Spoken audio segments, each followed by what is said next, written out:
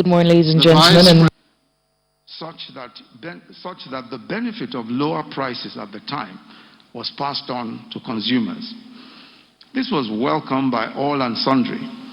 The effect of the deregulation is that pump prices of petrol will change with changes in global oil prices.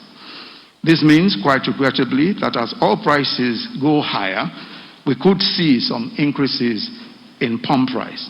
This is what has happened now. When global prices rose, it meant that the price of petrol locally would also go up. There are several negative consequences if government should even attempt to go back to the business of fixing or subsidizing petroleum prices, or PMS prices. First of all, it will mean a return to the costly subsidy regime. Today, as we've heard, we have 60% less revenues. We simply cannot afford the cost.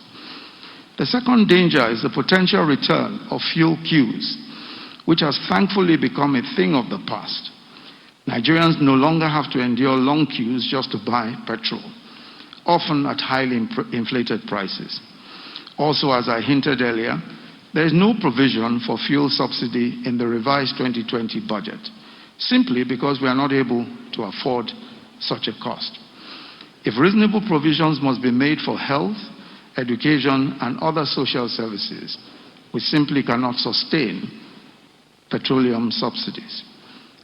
Nevertheless, I want to assure our compatriots that Nigeria is extremely mindful of that the government is extremely mindful of the pains that higher prices may mean at this time, and we do not take the sacrifices that all Nigerians have had to make for granted.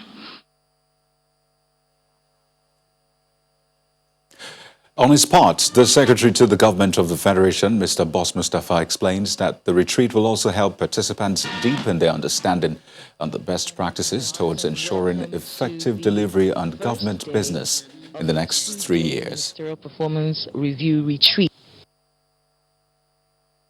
The technical sessions for this retreat have been designed to focus on the following thematic areas.